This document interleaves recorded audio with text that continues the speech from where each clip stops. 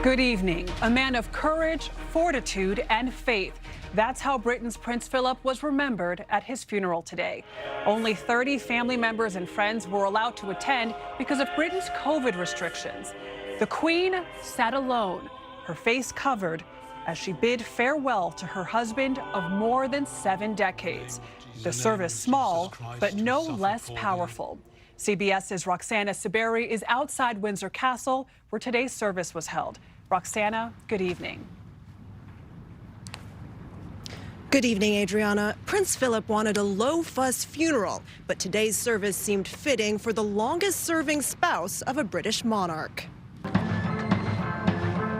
From the troops to a Land Rover he had designed to carry his own coffin, Prince Philip meticulously planned his funeral with the precision of his military past.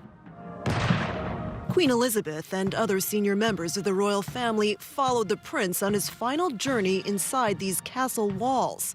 The monarch, who turns 95 next week, by car, their children and 3 grandchildren walking behind the casket. Among them, Prince Harry, home for the first time since he and Meghan stepped back from the royal roles over a year ago.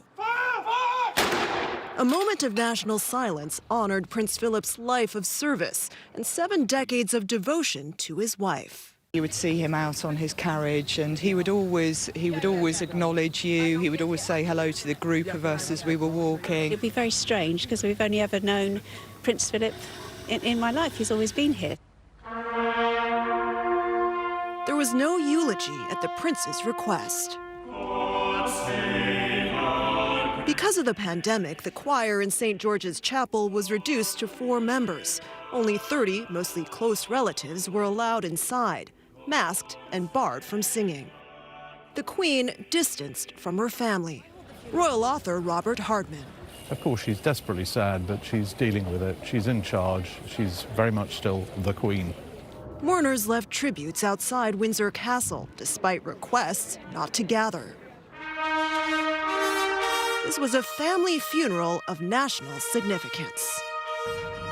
The Queen now enters her final chapter without her husband of 73 years, but we hear she's already back at work. And there are hints of a possible family reconciliation.